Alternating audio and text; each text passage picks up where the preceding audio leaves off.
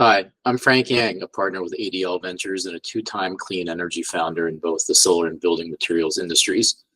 Although venture capital gets all the headlines, the reality is that most businesses in our sector do not have the growth profile or margins needed to attract VC investment. In my most recent startup, we bootstrapped for 18 months before finding R&D funding from a corporate prize, while failing to secure numerous grant funding opportunities during that initial timeframe. Other ventures launched by our team at ADL have followed similar paths. So what have we learned on those journeys, and how does that translate to DOE solar funding applicants? We'll find out more in this recorded learning module.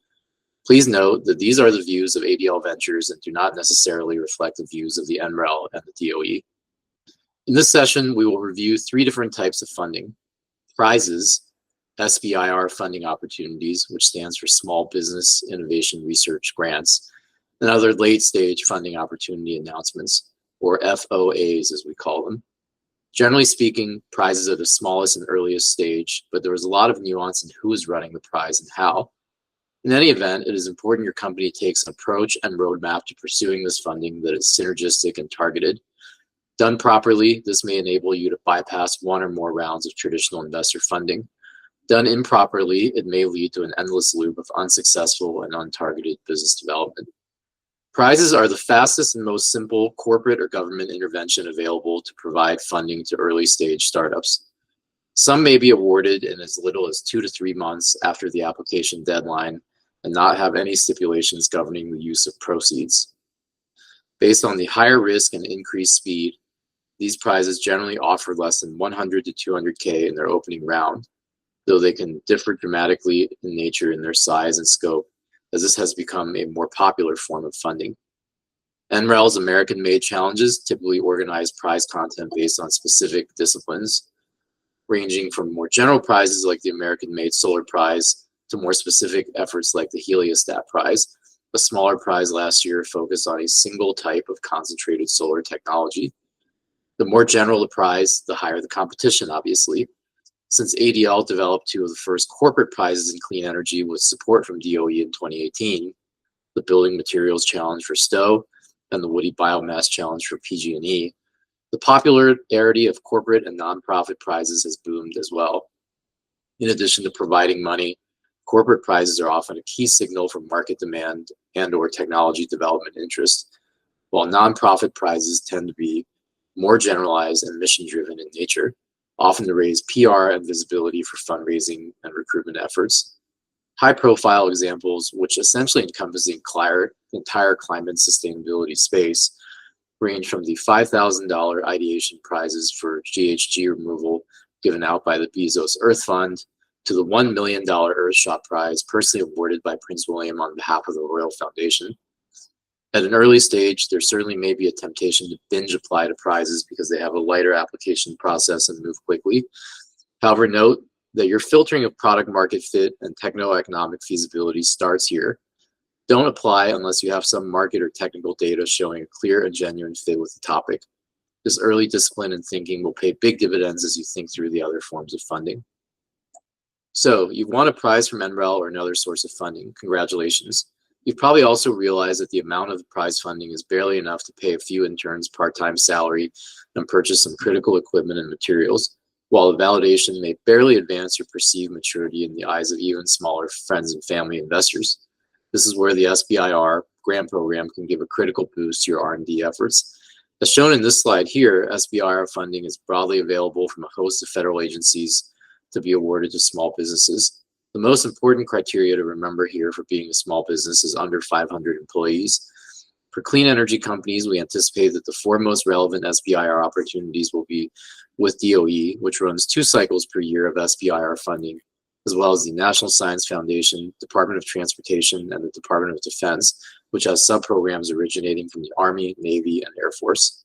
Typically, the SBIR is broken into a less than 1 year, less than $250,000 phase 1, and a 2-year phase 2, which can be up to $1 million, as well as contain future procurement or supplemental funding opportunities depending on the agency. This is where the extra commercial preparation you did with your prizes and challenges can pay off big time. SBIR phase 1 is often the first federal funding a startup will receive. However, again, it is small and will not fully fund most companies' development plans. You should expect to lose money on your phase 1 in pursuit of phase 2, which can be a critical inflection point for your company. Phase 2 can 4x the amount of federal funding received, but will usually require a 15-page or more commercialization plan, as well as strong support letters and other validation from commercial partners. Of all the government R&D funding I've pursued in my 20-plus year career, the phase 2 application process was by far the most challenging. However, it also provided the most credibility and leverage for subsequent corporate investor discussions. If you're investor funded, don't let investors convince you into not applying. Even the largest success stories from the most capital intensive industries like biotech, for instance, vaccine maker Moderna, have utilized SBIR as a critical part of their growth. Once you've won an SBIR phase 1 and made some initial progress, it's likely that you can pursue many additional fundings for TRL 3 to 4 or later, sometimes even in parallel with your phase 2. If you've done your market discovery and stakeholder engagement up to this point, you'll find that this is a very natural transition. ADL supports many startups who ask us, what is the best way to find out about federal grant funding?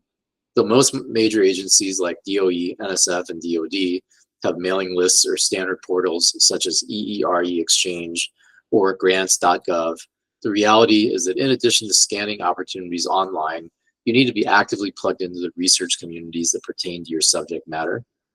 Senior startup executives need to be finding out about proposals through word of mouth, including through attending conferences, peer reviews, workshops, and other technical forums.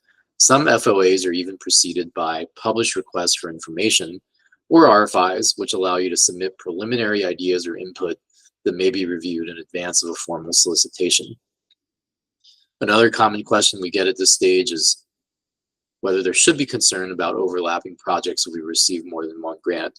For instance, should we look at DOE FOA funding if we already have a DoD or NSF or other agencies' SBIR phase 2 in hand? The simple answer in most cases is no.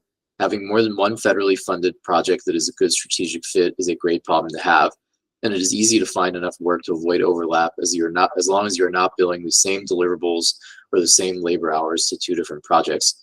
As small business entrepreneurs, we rarely have an overabundance of funding and resources. There's always some aspect of your work that can make for a new and unique project. It's critical to note that the FOA, along with some larger SBIRs, present a new level of financial complexity and scale. The good news is that DOE FOAs have traditionally provided for well over $1 million per year in funding. Some of the most recent solar FOAs, such as Concentrating Solar and Heat Flux and PV Supply Chain Incubator, both active as of Q3 2024 and being supported by ADL as well, will have new topic areas which actually provide much larger amounts for demonstration projects. However, the larger the project, the more likely you are to see two other realities set in: fewer awards for that topic area and higher cost share requirements. We've covered in other learning modules what cost share is and how the requirements can be fulfilled. Just realize that it is very difficult to provide 20% cost share for a $1 million R&D project.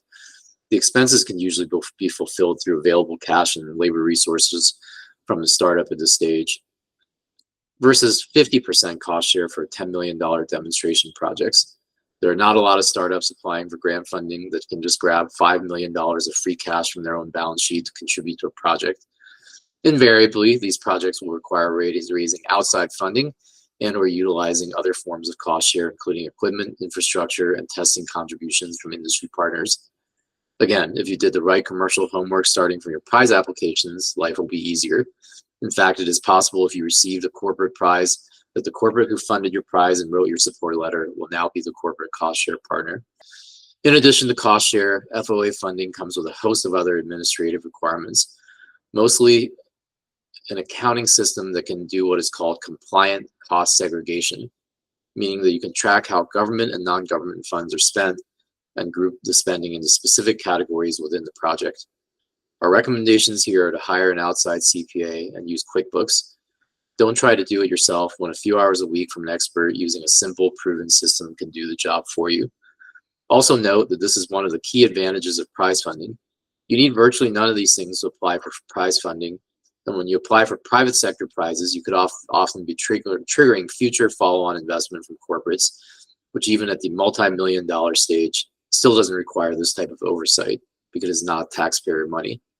The two final takeaways we would leave you with are A, never stop trying, because the content you are building is key to the growth of your company regardless of outcome, and there's a significant improvement curve in reapplying. In fact, almost every proposal I've won in my career was the output of a previously unsuccessful commercial or government endeavor. And B, no matter how much government assistance you receive, you cannot bring it into the marketplace without private sector customers and partners. Be intentional from day one about building your business and utilizing these funds to address market needs. If this all seems like a lot, well, it is. At the early stages of a company, even a prize application can be all-consuming and occupy the majority of a CEO's time for weeks. However, here at ADL, we've now seen hard work lead to success so many times that we're confident that you can follow the path of these past winners, even if you have not raised a dime to date.